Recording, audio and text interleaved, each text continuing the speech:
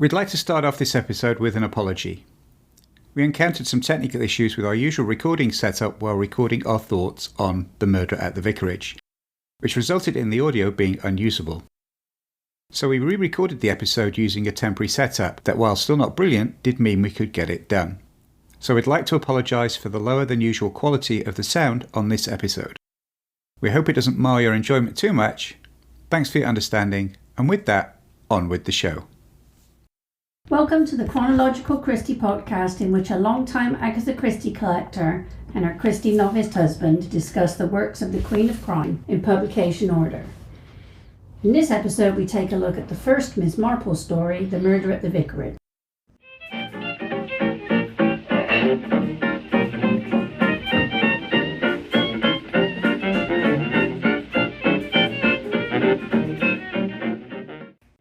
Welcome to the Chronological Christie podcast.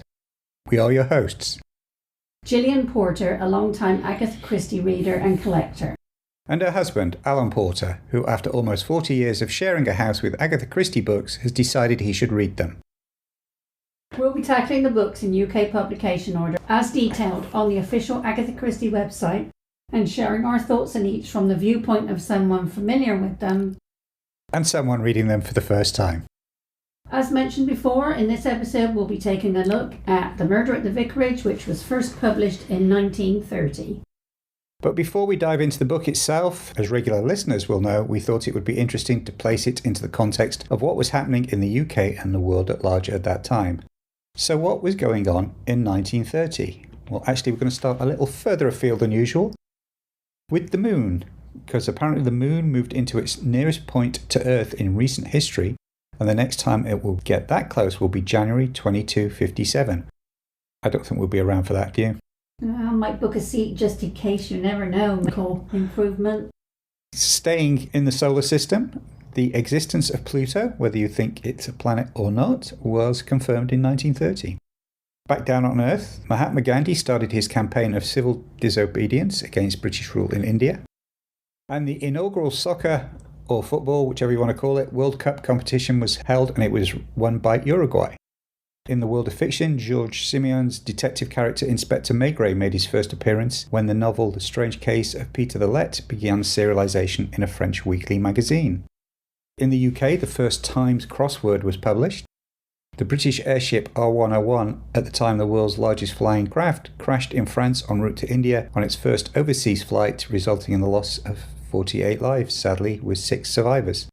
And if you're interested in the R101, I highly recommend the book His Majesty's Airship by S.C. Gwynne for more on that story. This was the year that the BBC declared there was no news. On the 18th of April, the BBC News reported, quote, "Good evening, today is Good Friday, there is no news." And then they followed it by a piano recital. Very nice, very British. Very British. Be interested to find out what actually did happen on the 18th of April 1930, I guess. And with that, what was going on with Agatha in 1930, Jill? Oh, she had a big year, big year. She returned to Ur at the invitation of the Woolleys, where she met Leonard Woolley's assistant, Max Mallowan. Later on, Max accompanied Agatha to Nippur, Najaf and Kerbala at Catherine Woolley's insistence. Agatha felt very uncomfortable about it, but Catherine's word was law at her, and what she said, the men did. Very interesting personality from what I've read about her. While travelling home with the Woolleys and Max via Greece, Agatha got word that Rosalind was very ill with pneumonia and was with Agatha's sister in Cheshire. Max very kindly accompanied her home on the Orient Express, which was a 4-day trip to London at that point. That must have been so hard for Agatha, knowing that her daughter was really sick. Can't imagine. By the time she got home, Rosalind had mostly recovered, and so they spent another week in Cheshire, and then she took Rosalind back to Ashfield to fully recover.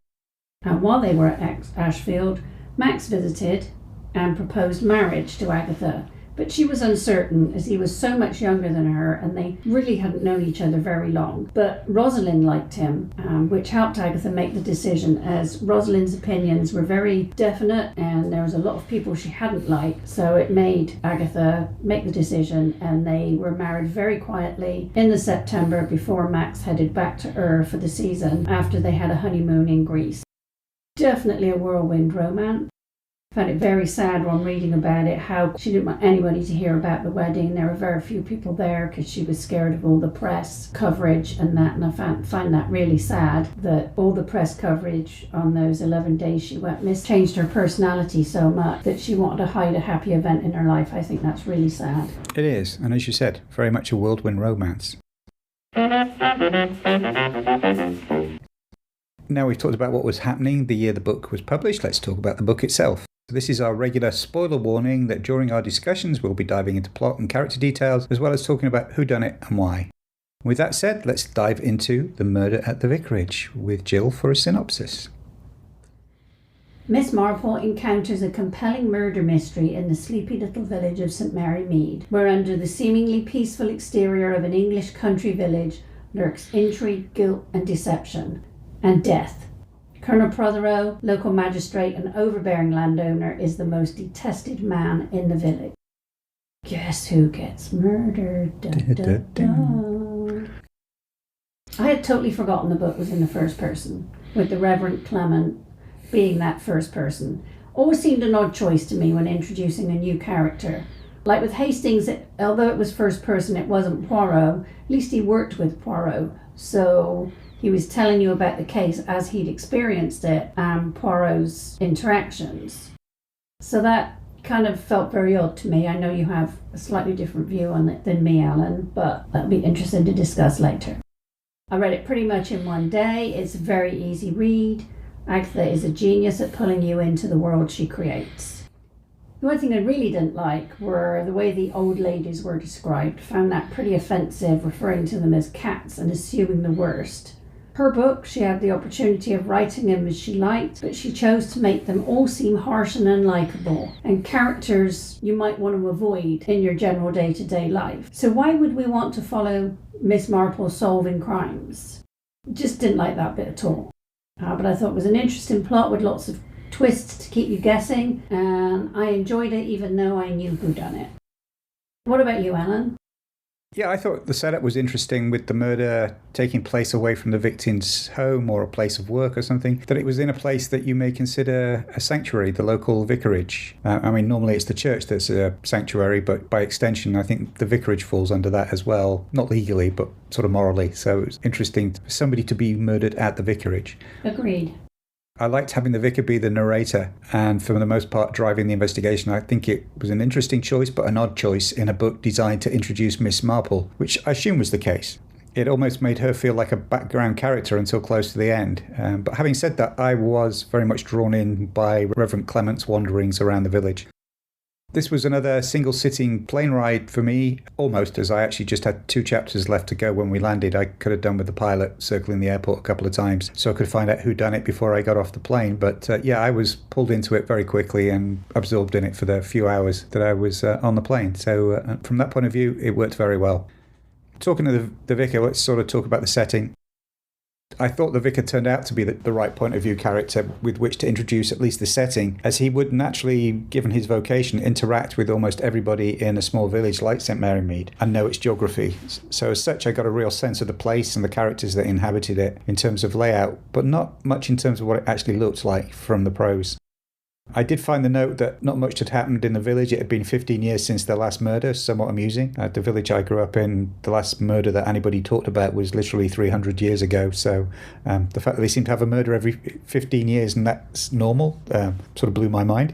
I guess the number of murders in that village is going to increase somewhat exponentially as the book series goes on. We shall see. We shall see. It was interesting to see that, like in Poirot's debut, Christie uses a totally fictional setting in terms of not only the village, but also the nearest town, Much Benham, which appears to be a happening place from the number of times it was referenced, and a fictional county as well, though it's obviously clearly close to London, as people can just pop into the city for a day on the local train. So I'm guessing we'll find out more about the village as the Miss Marple stories progress. What about you, Jill? What did you think of the setting of St Mary Mead and the way it came across in this book? I felt like the village came alive as the vicar describes his movements around the village, and it did give that sense of place and time that is needed in a story like this. I would have liked a more detailed map of the woods. I still find it difficult to picture just how far the activities that took part in the woods on that particular day, how far away they were from the vicarage. I would have liked a map, but I did appreciate the other maps as they did help place the various activities of that day. Yeah, I agree with you about the woods. It seems odd that they weren't necessarily included in the other maps, like showing where the war was and... Yeah. Thank you for agreeing with me. You're welcome. Right, move on to the character. I love Griselda. I think she's my favourite character. But I think they were all very well set up. They all had a point and were fleshed out as much as was needed for each scene, so they all evolved along with the story as personalities do in real life. Because you don't get to know somebody all in one go, so I like that fact that they just evolved as the book went. I would have liked Lettice Prothero to develop a little bit more into the smart and alive woman that a few people, including Miss Marple, could see. All that drifting around she did just didn't seem to have a point, apart from one of them. I'll leave Alan to talk further about the characters, apart from to say that I have probably watched the shows more than read the books recently, and I remembered Miss Marple as having a more definite part. But maybe that developed over the books, like series do. What did you think, Alan, of the characters? Well, like I just mentioned, I grew up in an English village, although larger than St Mary Mead, where my father was the lay preacher, probably equivalent to the curate in the story. So the church and the vicarage were a large part of our family life when I was growing up, which is sort of a roundabout way of saying that I totally related to nearly every character here, as I could think of people that I knew growing up who fit those archetypes. So let's start with a few of them. We've already talked about the Reverend Leonard Clement. I thought he was a logical and good point of view character. I thought he was also a very well developed character. I like the fact that Christie really explored his inner conflicts between what he felt as an individual and how that didn't always line up with his calling as a vicar. I thought that was quite daring for the time, actually. I thought it was very good. Unfortunately, unlike Jill, I didn't really take to Griselda. I didn't really think she was that important in the grand scheme of things. Although I did like her reasons for employing the terrible housekeeper, Mary, who I thought that was a hilarious running sort of gag as to how bad her cooking was and her attitude to her employers. I thought was quite funny. The two police officers that we were introduced here, Inspector Slack and Colonel Melchett, I thought were a fun example of the opposite approaches to policing. I can see why Slack's abrupt, focused manner would annoy people. Had a little bit of a problem with Melchett, not because of the character, but because of the name, because Melchett is the name that Stephen Fry's character in Blackadder. So I sort of always pictured Lord Melchett as the Chief Constable, which was probably not in the favour of the Chief Constable. The victim, Colonel Prothero, reminded me of one of my old school teachers, I'm not going to say which one, who had very much the same attitudes and the same hearing loss, talking loudly habit. So I really related to that. His wife, Anne, I thought was something and nothing, despite being the one who pulls the trigger. While the daughter, as you mentioned, Lettice, was too much of an obvious red herring, but she really could have done with being fleshed out a bit more. As was Mrs. Lestrange. I thought she was an obvious red herring too, and I figured out early on that she was the Colonel's often alluded to but never actually named first wife. The archaeologist and his glamorous secretary bit didn't really seem to add any purpose beyond misdirection. I think they could have been left out and not really impacted the plot in any way. And then there's the four gossiping ladies that you talked about, one of whom is of course Miss Marple. At first, to me, they all seem to be somewhat interchangeable, and I did wonder if Agatha Christie has started working on this story, sort of testing out which one of them would become the focal point. Which leads me to Miss Marple. As I said earlier, she seemed almost an afterthought here, although it set up some of her character traits. I don't feel I really know her that well at this point. I was expecting a more fully developed introduction. She seems harsher and more prickly than I expected, and multiple descriptions of her as fragile didn't seem to fit in with what I think of her as a character, which admittedly is probably informed from the few random adaptations I've seen over the years. We talked about sort of Miss Marple coming in at the end, which sort of brings me to the reveal, the denouement. In general, I would say the resolution and the reveal of whodunit was somewhat underwhelming, probably because I never really bought that Anne Prothero could have actually been the murderer and fired the fatal shot. I didn't think she had that strength of character. And I think it comes down to, again, we have a woman doing something morally corrupt just because she's in thrall to a man and would, quote, do anything he told her to. And I don't like that. I don't like that trend, even if it was a reflection of the times in the 1930s. I want to read about strong women with their own agency, which Christie has clearly done in some of the earlier books. The conclusion kept talking about her lover, the painter Lawrence Redding, being the murderer, which he wasn't. It's also Miss Marple's big revelation when she declares him to be the murderer, but he didn't actually do the deed, as we just talked about. He may have planned it, and he may have planned the cover-up and the misdirection, but he actually didn't do it. There's only one line towards the end that says he and Anne were tried in court together, and after that she's hardly discussed. So, not really impressed by the ending. The actual sequence of clues and misdirection also seemed overly complicated, with too many moving parts, and too many ideas in the stew pot for me on this one. What about you, Jill? What do you think of the cooking on this one? Typical Miss Marple to come in and confound the police and the vicar with the solution. It's an easy out in a book to have a character that quietly collects knowledge, but ends up being rather like Poirot here, which is slightly disappointing. I have memories of her kind of dropping little bon mots off to the police. Oh, you might want to think, I've found out this, you might want to have a look at that, and kind of guiding them as opposed to laying out the full story. But maybe that's part of the TV shows, not the books, because I haven't read a lot of the books in a long time either. Or it may be part of the books to come. Yes, and I do agree with you. There were too many ideas in the pot on this one. In the end, the solution was a rather simple one. It was interesting that Archer, one of the characters, was mentioned many times but never actually appeared. And I would also say the cruel use of the curate. Yeah, we didn't really talk about him, did we? No, everybody just seemed to talk about him or at him, but nobody ever seemed to want to try and help him. He was obviously struggling with something, and just nobody was interested, which was kind of sad. And maybe why that led to Lawrence Redding being able to act like he was trying to help him, when in actual fact he was setting him up for a patsy, trying to make it look like he'd committed suicide and had done the crimes, and he couldn't live with himself because he'd done that so that Lawrence Redding and his girlfriend would get off scot-free. That doesn't get enough page in the book. It doesn't get enough seriousness about it all. It's a bit like, oh, this happened. Yeah, he's very much a background character, isn't he? He's not really... Until he's, Yeah, until he's needed as a plot point. Yeah, and then they do that denouement, and it's just, the more I think about it, the more I feel like he's cruelly used in the plot. I know it's fiction, but that's my opinion. No, I take your point. Let's move on to the writing. After saying all that criticism there, I thought it was a fun light read with mostly great characters, some good humour, which I really enjoyed. Made it a shame that it wasn't tighter and that Miss Marple seemed almost an afterthought as a creation. Maybe she wasn't sure she was going to write any more, so it was like, well, this is an okay way to do it, so that if I choose not to write any more of these, she isn't like out front and centre like Poirot was in The Mysterious Affair of Styles. Just a thought. What did you think? Yeah, like I said, it was a fun light read, some great moments of humour. I definitely laughed out loud a couple of times.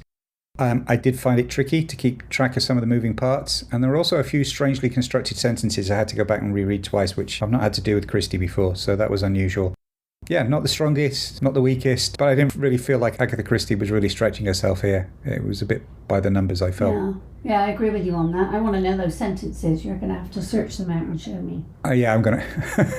I don't know, I was on a plane, it was early in the morning, I was probably tired. Before we move on to discussing the adaptations, we want to take a quick break to tell you about our new Patreon account, where you can now get early access to our podcasts, as well as our new Patreon-exclusive Agatha-adjacent podcast series. Patreon subscribers will also get the opportunity to submit questions to our bonus Q&A episodes. It's quick and easy to join our growing Patreon community, starting at the Greenway level for just $5 a month. Think about all that extra Agatha goodness for the price of a cup of coffee. And you can check it out at patreon.com/chronologicalchristie, and thank you for your support so far. Now you wanted to talk about the adaptations. The story was adapted into a play by Moy, Charles and Barbara Toy in 1949, which opened at the Playhouse Theatre in December 1949. Miss Marple was played by Barbara Mullen, who at the time was only 35 years of age. That's mean making me do that one with that name, because I feel it's bad enough mispronouncing some of the French names, but this is an unusual name anyway. 35, that's quite young. Yeah, I wonder whether did they play her young or did they age her up? Right, exactly. Because, Joan Hickson didn't play her till she was 78, so it's interesting. Very interesting. Talking of Joan Hickson, that sort of nice segue there, Joe. Go me. The BBC adapted the book into a film which was first broadcast on the 25th of December 1986 with the aforementioned Joan Higson as Miss Marple, Paul Eddington as the Vicar, and Polly Adams as Anne Prothero. And that was Season 2, Episode 1 of the Miss Marple series. I'm going to kick this one off. I think they did an excellent job time-shifting this story forward a couple of decades. Based on the cars and Miss Marple's comment about diesel locomotives, I'm guessing it was set in the mid to late 1950s, and if so, everything felt right, looked right. And a quick bit of research said it was filmed at Netherwallop in Hampshire, and that too for me was spot on as to how I imagined St Mary Mead looking. And by the way, Netherwallop is an awesome English village name. They removed several characters and unnecessary red herrings, which I think helped tighten up the plot. And not having the vicar be the narrator and having Miss Marple introduced earlier and more integral to the events made sense, as at the end of the day it is her show. So naturally this version felt more of a Miss Marple story than the source material did. I enjoyed Joan Hickson's Miss Marple. She was closer to the description of the book and gave off the right combination of seeming a bit physically fragile and doddery while having a mind like a steel trap and not missing anything. So this was just right for me, based on one single reading of the character. So it'll be interesting to see if I feel the same as I get to know Miss Marple better. Her relationship and banter with Inspector Slack, played by David Horowitz, was wonderful. Just the right amount of frustration mixed with mutual respect. I also enjoyed the addition of Sergeant Lake, Ian Brimble, who didn't say much, but his expressions were priceless. I hope he's a bit of a regular in the series, because I enjoyed him. Paul Eddington in The Vicar was perfect, but then again I like Paul Eddington in pretty much everything I've seen him in over the years. And Cheryl Campbell as the Vicar's wife Griselda was great. I really enjoyed Griselda in this. Felt she had a lot more of a role to play than she did in the source material. And it was interesting to see Cheryl Campbell playing the role in the contrast to the way she played Bundle in the Seven Dials adaptation, which we discussed a few episodes ago. Rachel Weaver as the Maid Mary was another standout, especially in this scene where she stood up to Inspector Slack, which isn't in the book, but I think added greatly to her character here. In general, I would say that the casting was really spot on across the board, but some of the characterizations could have done with further development. Why bring in the poacher Bill Archer, played by Jack Galloway, if all he's going to do is hide and sneak around and not contribute to the plot? And again, Lettice Prothero, like in the book, was a bit flat and one note. They could have really played up her ditzy personality and didn't. Again, like the book, I really didn't believe that Anne Prothero, who played by Polly Adams as the murderer, and Robert Lang, who played Colonel Prothero, wasn't really annoying enough to make me believe that everybody in the village wanted to kill him. Having said that, overall, I'd really rate this as a solid adaptation, and the changes on the whole, I think, were positive ones. What about you, Joe? What did you think of this adaptation? I enjoyed it. I thought the setting was great. It seemed very real, down to the sounds of the doors made as they were closed. They sounded like they were in a house, not on a set. I really liked that kind of thing, and the rooms felt small, like they would in a cottage, rather than they tend to feel more airy on a set because they've obviously got all that space behind them for the cameras and stuff. I thought the costumes were also really done well, especially that as one of them had significance to the plot. It had made me wonder if they filmed in a village, but you confirmed that, and Netherwallop is up there as one of the great English village names. I thought the acting in general was really good, but like you, I didn't think Colonel Prothero was offensive enough. Even compared to the book, he just seemed a bit lackluster, I would say. They didn't play up his deafness enough for that loud conversation outside the church with the vicar to explain why so many people would know where they were at the meeting. So how did everybody know? That, it was kind of things like that. Whilst I do get annoyed with certain changes, I was glad they cut out the Barrow side story, as I thought that was just a bit silly. But I was disappointed not to meet Dennis the vicar's nephew and Miss Marple's nephew. The interaction between Miss Marple and Inspector Slack was just perfect. While I don't understand why they filmed the books out of order, it didn't spoil the plot and did mean Miss Marple had a much larger part to play, as she should, because Inspector Slack already knew that she was smart. But the look on his face when she walks in, or he hears her voice, was just brilliant. Joan Hickson plays her wonderfully, but I've always found her a little bit hard, which makes me feel that she is someone I wouldn't personally like to confide in, while at the same time appreciating she is just as Agatha Christie described, and Agatha Christie had expressed a wish that Joan Hickson would play Miss Marple one day when she was older. But that tip of her head, well, she thinks, was just perfect. She got those mannerisms down I really did feel that the two actors playing Lawrence Redding, James Hazeldine and Anne Prothero, Polly Adams, the murderers, were rather wooden, and I found it hard to believe that they were madly in love, and especially madly in love enough to plan a murder and carry it out. Their characters were very muted, almost dull, disappointing, rather flat, like you said. It was interesting to see Cheryl Campbell play Griselda after watching her play Bundle in The Seven Dials. I really didn't like how she played Bundle. She was a bit too abrupt all the time. Here she was totally different and more how I saw Griselda, and maybe that's why I think when I read the book I see her as this character and I wasn't really appreciating just how little she did in the book. Does that make sense? Yeah, it does. And by the way, it's called acting when you can play things differently. I was coming to that. But I did think that it really goes to show how good an actress she is, that she was so very different, and it took me a while to realise it was the same actress. Yeah, agreed. So that was good acting. I did like the changes made to explain who Mrs. Lestrange was. She really didn't look a month away from being dead. I don't understand that when they do these stories and they say, oh yeah, she's got a month left. And there she is, marching off down the country lanes or whatever. Just not how I imagine a month away from death being. Murder at the Vicarage was presented again in 2004 by Granada Television, this time in the TV series Agatha Christie's Marple. By the way, I find it a bit offensive that they dropped the Miss. Me too, yeah. Starring Geraldine McEwen as Miss Marple, Tim McInerney as the Vicar, Derek Jacobi as Colonel Prothero, and Janet McTeer as Anne. And this was Season 1, Episode 2 of Agatha Christie's Marple. Jill, what did you think of this one? I was going to go back to that. I think they do the same thing with Poirot too. They cut out his first name and it's Agatha Christie's Poirot, so maybe that's why they did it. But it is rude because she is Miss Marple. That is her character. So I agree with you on that one. This is another adaptation where the first Miss Marple appearance isn't the first TV episode. I do wonder why they do that. I'd love to be able to sit down with these people. I don't know whether it was availability of books. I don't know if it was around this time, whether it was her daughter Rosalind or her grandson Matthew, which one was running the Agatha Christie stuff. I know they were protective around certain properties, so maybe it was to do with that. I don't know, but it is very odd when you hit the first appearance later in the series, because they are going to have to start off with making changes, because it is not her first appearance. What was great, it had a cast of very well-known British faces. I did have to make sure that I tried to keep my searching to a minimum while we were actually watching it, because you're like, some of the faces were like, oh, I know who that is, but I can't think of their name. But as we were watching it to try and pay attention, I tried to keep that to a minimum, but it is very tempting. But before I really get going on this, I could have a long rant about TV and movie adaptations. Making changes to books just for the sake of making changes. But I won't, as it lasts for hours.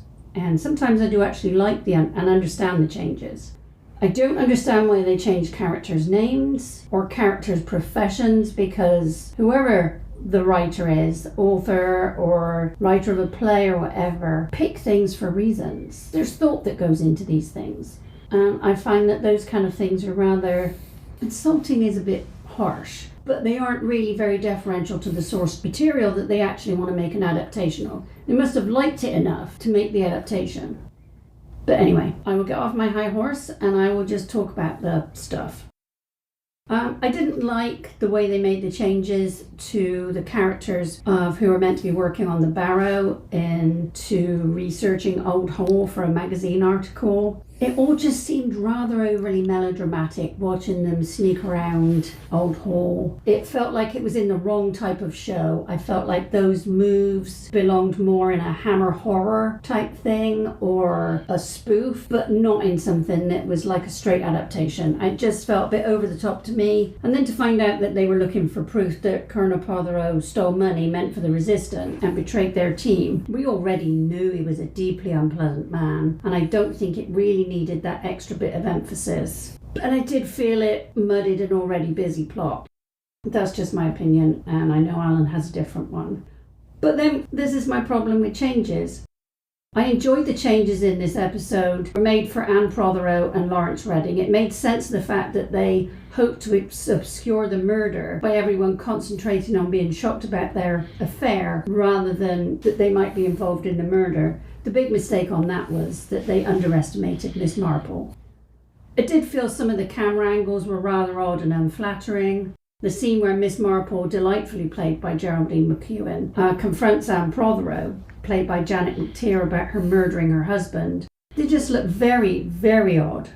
And talking about changes, don't get me started on the background Miss Marple was given of loving a married man. I'm not going to do that. Griselda, played by Rachel Sterling, was given very little to do. That was rather disappointed. Although I did like the uncertainty of the vicar about Griselda after receiving an anonymous letter asking him to watch his wife. But I also enjoyed how Miss Marple dealt with her friend, played by Miriam Margolyes, who had sent the letter. And the way she just said to her, this won't do at all, was just brilliant. But I will also say, I think that would have also been dealt with and said better by Joan Hickson as opposed to Geraldine McEwen. I felt like, again, the subplot with the curate was rather pushed into the background. It was one of those with a single leap. He was almost in trouble, he was almost dead, and then he recovered. I thought everybody played their parts really well, and the village felt very real. I thought the indoors of Miss Marple's cottage had that very overcrowded, overstuffed feeling that you would expect.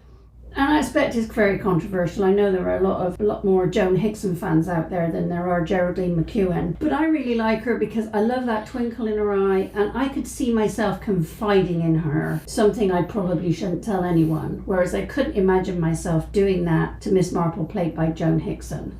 I think they're both played well, but I find her just a little less sympathetic to her fellow man as Joan Hickson than as Geraldine McEwen. What did you think of it, Alan?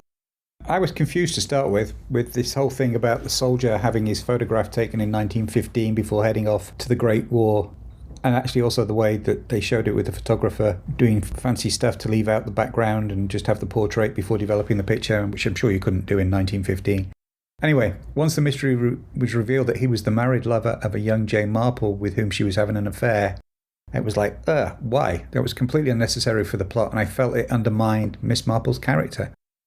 I don't mind giving established characters previously untold backstories. I've written a couple myself, but they should serve the story and be true to the character, and that was neither. It was nothing to do with this particular story, I think, other than to show a little bit of empathy with Anne at one point, but was, again, completely unnecessary. And as I said, undermined Miss Marple's moral compass, I think. Agreed. While we're talking changes, there were a few more here, some of which did serve the plot of the TV show by front-loading some of the information, which I think helped tighten up the storytelling, while others were, again, unnecessary. All the stuff with the motorcycle incident and Miss Marple's sprained ankle. Didn't get that. Didn't understand why, to Jill's point, they changed some of the character names. One change I did like, and I know Jill didn't, was the visitors at the old hall turning out to be former French resistance fighters wanting to take revenge on the Colonel. I assume that this was also meant to imply that the Colonel used his half of the stolen resistance money to buy Old Hall in the first place. However, I think they spoilt it by having Monsieur Defoe, played brilliantly by Hurlet Lom, say he'd stumbled into the murder scene. It seems a lot of people were in and out of the vicar's study while the Colonel's body lay there. In the book, they make a very clear point about it being locked down. Instantly, they find the body. Mm-hmm. Here, it seemed like they were almost selling tickets to the village for people to troop in and stare at the body. Talking of the Colonel, I thought he was brilliantly played by Derek Jacobi and was immediately easy to dislike, and understand why so many people hated him from literally the first words he spoke. So brilliantly played. The cast in this version, as Jill said, was a really strong one with a lot of well-known faces and names from British TV and film. Tim McKeary, I thought, was great as Reverend Clement. Maybe not quite as good as Paul Eddington, but still good. It was very different from his usual buffoon-like comedy roles. Again, somebody I know mainly from Blackadder. I felt that Rachel Sterling as Griselda was underutilised. Miriam Margolyes and Angela Pleasance as the two village gossips were fun, as was Stephen Tompkins as D.I. Slack. Again, somebody else I know mainly for a comedy role. I thought he was fun, especially in his growing relationship with Miss Marple, but I will say I didn't feel his version of Slack was brusque or uptight enough. He was a bit too friendly right from the start, though I did enjoy the scene of him doing Miss Marple's washing up for her. Yeah, that was good, but I agree with you. He wasn't sharp and busy enough. And talking to Miss Marple, yes, I enjoyed Geraldine McEwen as Miss Marple, but I didn't feel she was as close to the character as described in the novel as Joan Hickson was. McEwen has, as Jill said, McEwen has a softer edge to her and that twinkle in her eye that I didn't get from reading the book. But I can see how people would confide in this version of Miss Marple and take her into their confidence, which may not be the best idea if you're actually planning on murdering your husband. Overall, I was impressed by the cast in this one. They all did a great job, but again, it was an okayish adaptation undermined by too many unnecessary changes.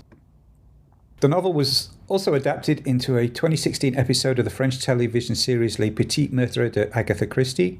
It's season 2, episode 14. And while various episodes of the series are available on streaming services as The Little Murders of Agatha Christie, and some of them are also on YouTube, we couldn't find this particular episode. So if you know of a direct link to this particular episode, we would love to watch it at some point and catch up. Definitely. The book was adapted for radio in 5 episodes by the BBC in 1993, with June Whitfield as Miss Marple, Francis Matthews as Reverend Leonard Clement, and Imelda Staunton as Griselda Clement. The series is listed on the BBC Radio 4 website but isn't available for download. I'm looking forward to trying to find these. If you know where we can listen to them from the United States, that would be great. I can't wait to hear June Whitfield. I've heard she's very good as Miss Marple.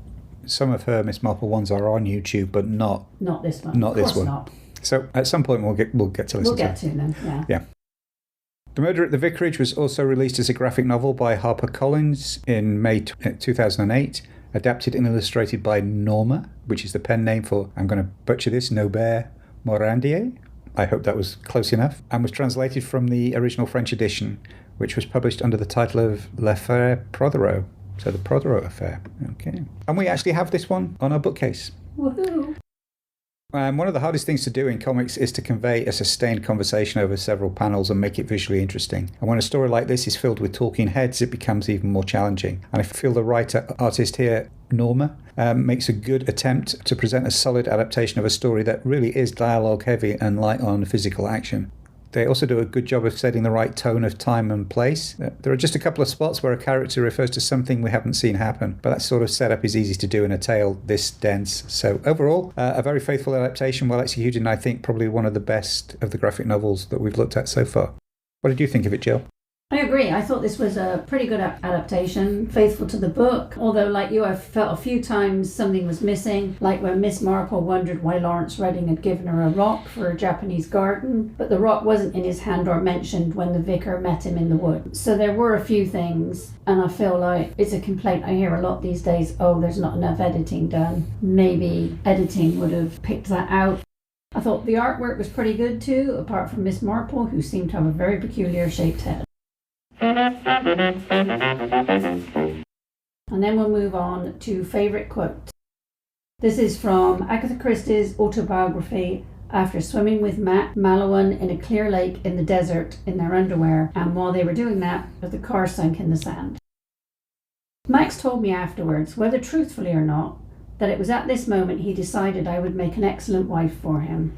No fuss, he said. You didn't complain or say that it was my fault, or that we should never have stopped there. You seemed not to care whether we went on or not. Really, it was at that moment I began to think you were wonderful. Ever since he said that to me, I have tried to live up to the reputation I have made for myself. I am fairly good at taking things as they come and not getting in a state. Thanks for joining us for this episode of the Chronological Christie podcast. If you'd like to leave a rating or a review on your favourite podcast platform, that would be great. And don't forget to subscribe so you don't miss out on future episodes. If you'd like to discuss any aspect of this episode, you can message us on the Chronological Christie Instagram account, a link for which will be in the show notes. Or you can find us on social media. Jill, where can you be found? I can be found on the Chronological Christie Instagram, TikTok and Threads accounts, and my author TikTok under Gilly Kent. And I can be found on most social media platforms by searching for @AlanJPorter or via my author's website at alanjporter.com. If you want to keep up with our various writing projects, you can sign up for our free bi-weekly newsletter at alanjporter.substack.com. The books discussed on this podcast can be found on a dedicated Chronological Christie section of our online bookstore at bookshop.org. The link will be in the show notes. And talking of bookshop.org, it's also the place where you can buy our latest books online while still supporting your local independent bookstore. Check out my new novel, Trust Issues, a light romantic thriller that's getting great reviews, and Alan's new collection of Victoria-era adventure short stories, Saloons, Jungles and City Streets, featuring Wild Bill Hickok, Alan Quatermain and Sherlock Holmes. Links for both will be in the show note. Please join us for our next episode, Q&A episode, where we will have some fun stuff for you. We look forward to you joining us.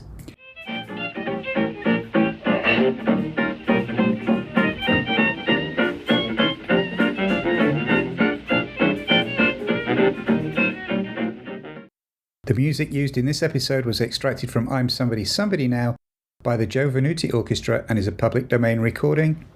The Chronological Christie podcast is a production of Megrin Entertainment, a division of 4J's Group, LLC.